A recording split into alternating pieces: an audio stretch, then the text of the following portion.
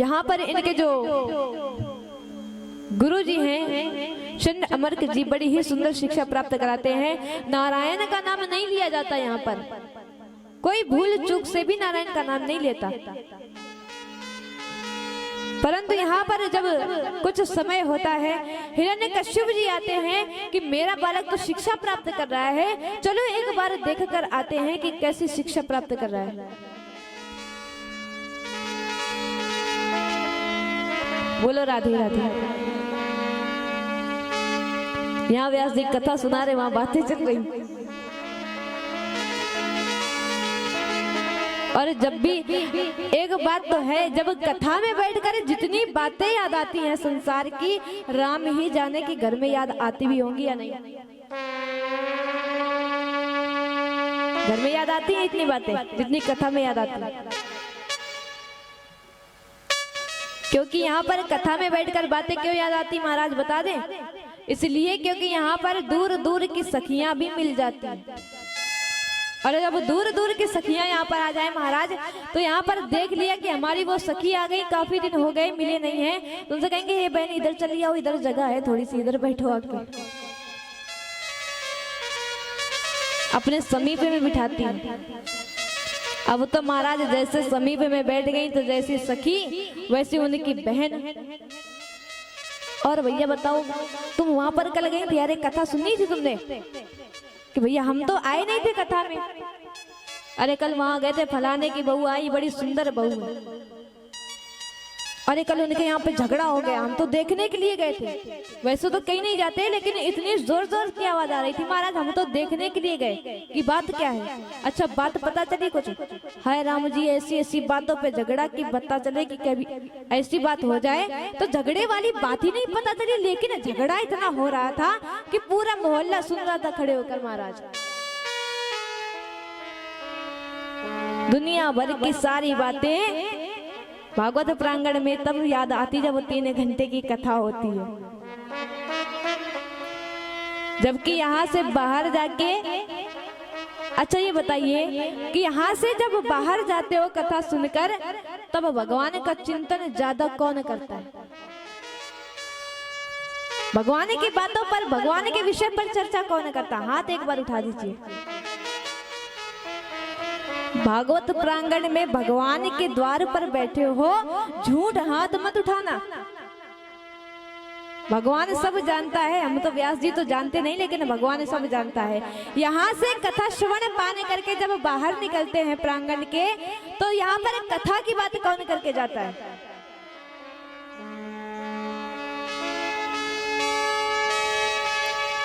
बोलो राधे राधे राधे। अच्छा अब वो लोग हाथ उठाएं तो यहाँ से कथा श्रवण पाने करके पांडाल से बाहर निकलकर अपने घर की बातें करते, ये भोजन बनाएंगी, ये करेंगी, यहाँ पर जल्दी से ये काम करना है, इतना देर हो जाती है, ये नहीं होना चाहिए, वो नहीं होना चाहिए। पंचायत कौन करके जाता है?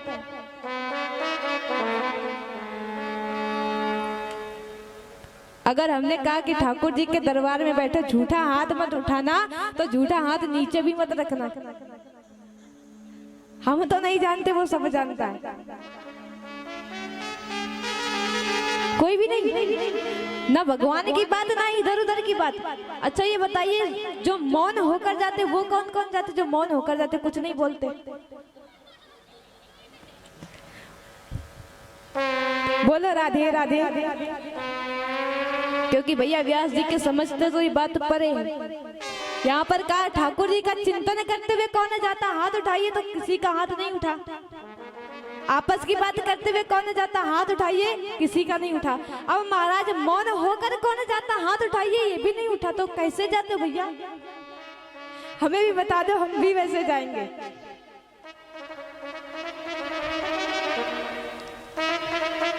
तो यहाँ पर भगवान का चिंतन करते रहना चाहिए। भगवान ये नहीं कहते गृहस्थ जीवन का त्याग कर दो। आजकल मुद्रा भी परम आवश्यक है, बिना मुद्रा के कोई काम नहीं होता। यहाँ पर जो लोग कहते हैं हम भले ही भागवत कथा में बैठकर कितना भी प्रवचन क्यों ना कर लें कि मोह माया का त्याग करना चाहिए, मोह माया का त्याग करना चाहिए, चाहे कितना भी बड़ा संत क्यों ना हो, यदि उसके पास हमने फोन कर लिया भैया कथा करवानी, भैया 7 लाख लगेंगे। जो एक कथा के 7 लाख रुपए लेता हो और वो यहाँ पर बैठकर कहे कि भैया मोह माया का त्याग कर दो,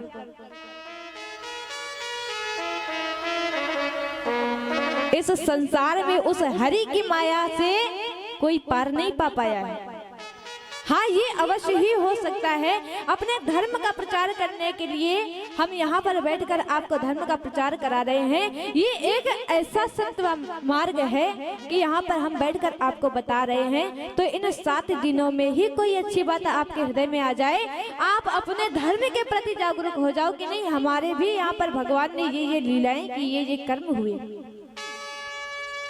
ये सत्कर्म है, ये दुष्कर्म है, ये करना चाहिए हमें और ये नहीं करना चाहिए। और चाहे कितना भी ज्ञान क्यों ना ले कि माया का त्याग करना चाहिए, ये मोह माया सब व्यर्थ की बातें हैं। जो अपने घर को छोड़कर भी जाते हैं मोह माया का नाम देकर, वो भी बड़े बड़े आश्रम बनवा कर रहते हैं। बड़े बड़े आश्रम उनके भी बने होते जो कहते मोह माया का त्याग कर दो। बढ़िया रूम में एसी भी फिट होती, कूलर लगा होता है, डबल बेड पड़ा होगा, महाराज सारी सुविधाएं हैं, लेकिन मोह माया का त्याग कर दो। मोह माया कभी किसी से नहीं छूट सकती इस जीवन में। हाँ, किसी में कम हो सकती है। कोई विचार करता है कि हमें मोह माया, हमें ये धन प्राप्त होता ही रहे, किसी में ये इच्छाएं होती हैं कि हमें ये धन प्राप्त हो, किसी में 100% इच्छाएं होती हैं, तो किसी में महाराज 50% ही होती हैं कि आधा तुम ले जाओ, आधा भगवान के ध्यान में उसका समय जाता है। तो यहाँ पर हिरण्यकश्यप अपने पुत्र से मिलने के लिए आता है। कहो पुत्र क्या सीखा इतने दिनों में तुमने? प्रहलाद जी अपने पिताजी की गोद में बैठ जाते। पिताजी बता दें? हाँ बेटा बताओ क्या सीख कर आए हो? पिताजी हमने इतने दिनों में ये सीखा है कि यहाँ पर नारायण के नाम के अलावा कुछ भी सत्य नहीं है। नारायण के नाम में ही अपना आनंद हमें देखना चाहिए, अपना सुख, अपनी प्रसन्नता देखनी चाहिए। अब तो जैसे ही नारायण के नाम का बखान अपने पुत्र के मुख से सुना है, महाराज अपने पुत्र को फेंक देते हैं दूर और वहां पर जाते हैं संत अमर्क जी से कहते हैं, अरे कैसे गुरु हो तुम, मेरे दुश्मन का नाम सिखा रहे हो मेरे बेटे को? क्या इसी दिन के लिए भेजा था मैंने? गुरुवर वहां पर हाथ जोड़े खड़े, महाराज हमने तो कुछ बताया ही नहीं है, प्रहलाद पता नहीं कहां से सीख कर आ गया। पुनः भेजे जाते हैं और पुनः जब कुछ समय होता है पुनः यहाँ पर आते हैं लौटकर, अपने बालक को पुनः गोद में लेते हैं कि बेटा अब तुमने क्या सीखा है बताओ जरा। प्रहलाद जी कहते हैं पिताजी पिछली बार बताया आपने क्रोध किया, इस बार बता दे क्या सीख कर आए? हाँ बेटा इस बार बताओ क्या सीख कर आए हो? तो प्रहलाद जी कहते हैं कि पिताजी हमने ये सीखा है कि भक्ति 9 प्रकार की होती है, कि श्रवणम कीर्तनम विष्णु, स्मरणम पाद सेवनम, अर्चनम वंदन दास्यम, सख्यमात्म निवेदनम। कि पिताजी भक्ति जो होती है 9धा भक्ति होती है, 9 प्रकार की भक्ति होती है, जिसमें पहली भक्ति आती है श्रवण, जिसे हम सुनते हैं। माता रुक्मिणी जी ने नारद जी के द्वारा श्री ठाकुर जी के गोविंद के गुणों को सुना था, उनको कभी देखा नहीं था, और सुनकर ही अपना स्वामी उन्हें मान लेती हैं, तन मन धन अर्पण कर देती हैं। दूसरी भक्ति होती है पिताजी कीर्तन, भगवान का भजन करें हम। तीसरी भक्ति होती है पिताजी स्मरणम, जब यहाँ पर भगवान श्री कृष्ण गोपियों को छोड़कर मथुरा चले गए, ऐसी दयनीय दशा हो गई, इतनी याद आती है कि लेकर तो माखन की मटकी जाती है और चिल्लाती घूमती हैं, गलियों में चिल्लाती हैं, कोई कन्हैया ले लो, कोई कान्हा ले लो, बड़ा प्यारा कन्हैया, बड़ा मीठा कन्हैया। अब तो महाराज जैसे ही इन्हें नवधा भक्ति का ये वृत्तांत बता रहे थे, अब तो ये अपने गोद से पुनः फेंक देते हैं। अब तुझे समझ में नहीं आता, मैंने तुझे मना किया था कि नारायण का नाम मत लेना, और मेरे सामने आकर बार बार नारायण का नाम लेना। आज पर्वत से नीचे फिकवा दिए जाते हैं, भगवान हरि आकर इनकी रक्षा करते हैं। अब यहाँ पर इनको विष पान करने के लिए दिया जाता है, विष पान करते हैं तो वो भी भगवान का नाम लेकर, भगवान का नाम लेकर विष पान किया। भगवान की ऐसी कृपा, वो विष भी मानो अमृत बन गया, कोई भी इनके ऊपर उसका प्रभाव नहीं होता है। नाना भांति से कष्ट दिए जा रहे हैं।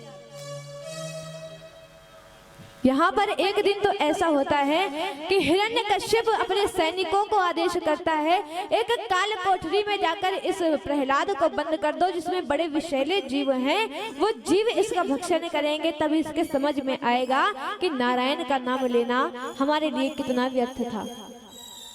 नारायण का नाम मत ले। दो ऑप्शन रखे गए इनके पास, या तो तुम काल कोठरी में जाओगे, या तो काल कोठरी से बाहर तभी रहोगे जब तुम नारायण का नाम लेना बंद कर दोगे, और भोजन भी नहीं मिलेगा तुम्हें जब काल कोठरी में रहोगे। तो अब यहाँ पर यदि आजकल के जो भक्त हैं तो वो तो तुरंत ही कहते, भूखे भजन ना होए गोपाला, ये ले अपनी कंठी माला। एक दिन भी भूखे नहीं रह सकते। अब यहाँ प्रहलाद जी का जीवन देखिए, प्रहलाद जी का जीवन ऐसा है महाराज, नारायण का नाम तो हम लेंगे, चाहे कोठरी में बंद कर दो, चाहे विषैले जीवों में बंद कर लो, चाहे भोजन न दो, इनका तो महाराज अंत ही नहीं होता। न जाने कितने प्रयास किए गए, पुनः जाते हैं गुरुकुल में। तो यहाँ पर एक दिन इनकी हिरण्यकश्यप जी की बहन आई और कहती, भैया तुम ये सारी चिंता जो कर रहे हो, ये सारी चिंताएं व्यर्थ की हैं, ये तो हमारे बाएं हाथ का काम है। अरे हमारे पास भगवान की दी हुई ऐसी वरदान प्रसादी है, ऐसी चुनरी है, जिसको यदि हम ओढ़ ले तो हमारे ऊपर अग्नि का कोई प्रभाव नहीं होता। तो अब हम क्या करेंगी कि उस चुनरी को ओढ़कर बैठेंगी, हमारी गोद में तुम अपने लाला प्रहलाद को बिठा देना और चारों ओर से अग्नि लगा देना। चुनरी के माध्यम से हम तो बच जाएंगी, तुम्हारा जो ये बेटा है जो तुम्हारी नाक में दम किए हुए महाराज, इसका अंत हो जाएगा। अब तो जैसे ही इतना कहा, अब तो हिरण्यकश्यप बड़े प्रसन्न। यहाँ पर होलिका जी चुनरी ओढ़कर बैठ जाती, गोद में प्रहलाद भगवान बैठे, अग्नि लगा दी गई, और श्री ठाकुर की ऐसी इच्छा हुई, ऐसी हवा चलाई है कि वो चुनरी जाकर प्रहलाद जी के ऊपर गिर जाती है, प्रहलाद जी ढक जाते हैं और होलिका जल जाती है अग्नि में।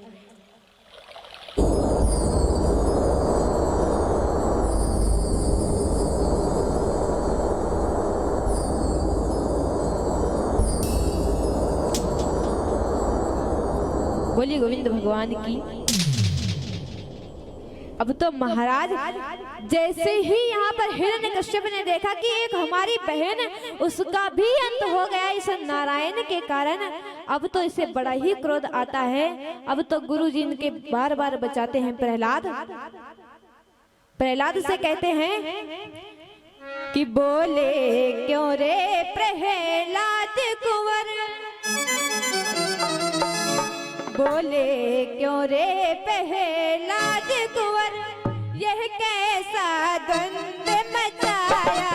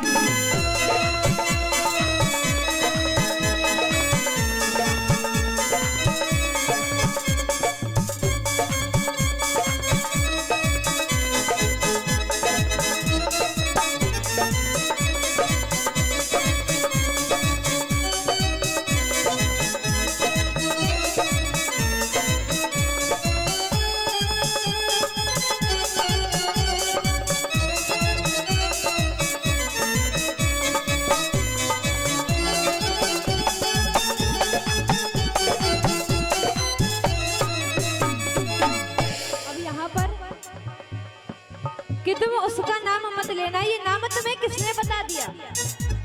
गुरुजी कहते नाम तो तुम लेते हो प्रहलाद, आफत हमारी हो जाती है, क्योंकि शिक्षा हम दे रहे हैं। अब यहाँ पर प्रहलाद जी वैसे तो मानने वाले नहीं, तो यहाँ पर बताते हैं कि क्या शत्रुता है। गुरुजी बताते हैं, बेटा यह नाम ना लेना, बेटा यह नाम ना लेना, ये सच्चा शत्रु तुम्हारा है।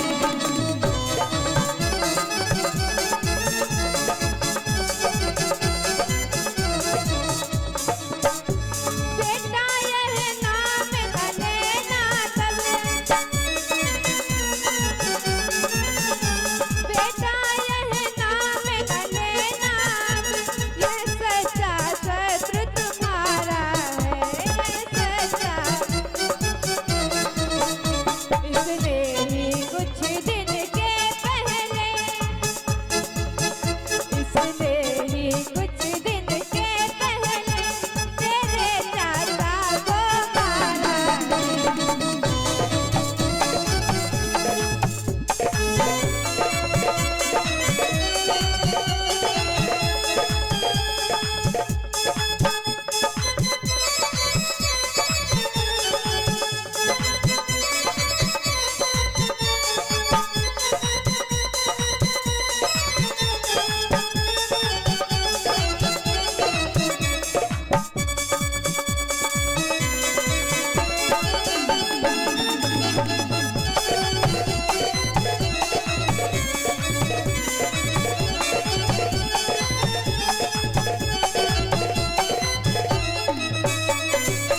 बोलिए गोविंद भगवान की।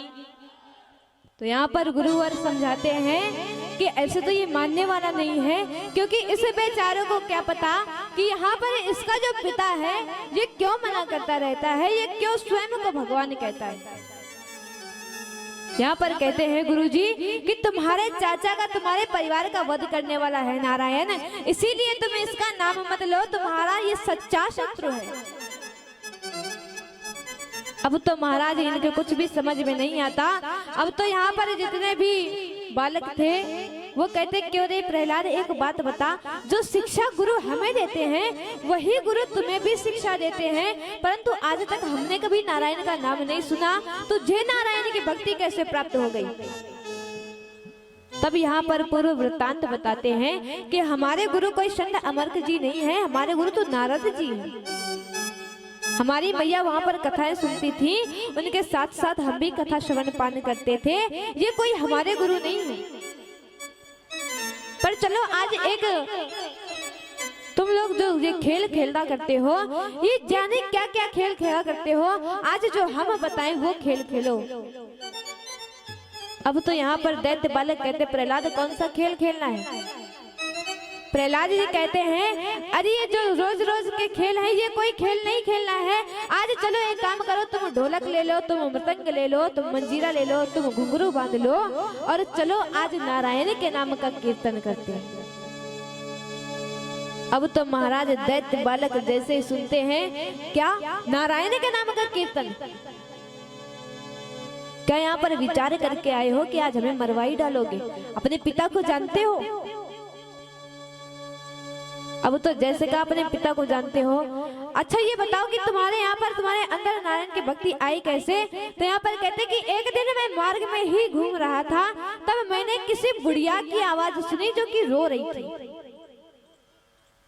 उस बुढ़िया के पास में मैं गया, उस कुम्हारिन के पास में गया और मैंने कहा कि क्यों रे बुढ़िया ऐसे दम क्यों दिए जा रही है, क्यों रो रही है, कारण बता क्या कष्ट है? उस बुढ़िया ने कहा कि बेटा मेरे यहाँ पर एक बिल्ली ने 3 बच्चे पैदा किए थे और एक पात्र में वो तीनों बच्चे थे और मुझे ध्यान ना रहा, मुझे बिल्कुल भी तनिक भी भान ना था और वो पात्र भी उठाकर मैंने उसी जगह पर उसी स्थान पर रख दिया जहाँ अन्य पात्र मैंने अग्नि में जलने के लिए पकने के लिए रखे हुए थे।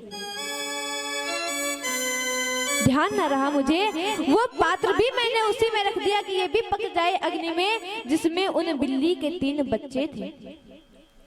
मैं इसीलिए रो रही हूँ कि नारायण इच्छा करें, नारायण की ऐसी कृपा हो जाए कि ये पाप मुझे ना लगे, वो बच्चे जीवित ही निकल आए। सामाजिक स्तर से दिखाने के लिए, क्योंकि प्रहलाद तो भगवान के पहले से ही भक्त हैं। आज वो विचार करते और कहते बुढ़िया कि यहाँ पर ये नारायण वारायण कुछ नहीं होता, ये